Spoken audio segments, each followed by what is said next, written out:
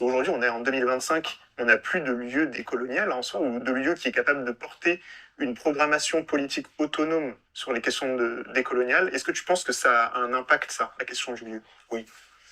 Oui, c'est vraiment. Parce qu'en fait, quand on va en venir à essayer de comprendre comment le terme décolonial a pu s'user et perdre de sa force, etc., il faudra essayer de réfléchir à ce qu'on met d'essentiel sous le chapitre décolonial. Qu'est-ce qui est non négociable?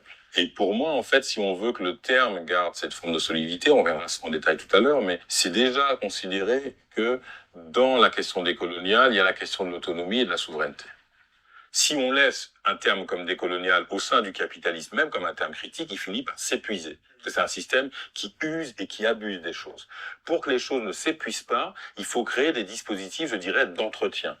Entretien, c'est important pour moi parce que l'entretien, c'est sur quoi on tient, à quoi on tient. Donc là, ce qu'on reçoit, sur quoi je tiens, à quoi je tiens, donc dans quoi je m'engage pour que ça tienne, le lieu, et à quoi je suis tenu, c'est la question de la responsabilité. Donc la question d'un lieu d'entretien, si tu as un lieu pour une notion et que la notion elle est entretenue, c'est-à-dire toujours reformulée, toujours réactualisée, toujours remise en débat. Tu vois, des mots mis en débat, ça les fait durer.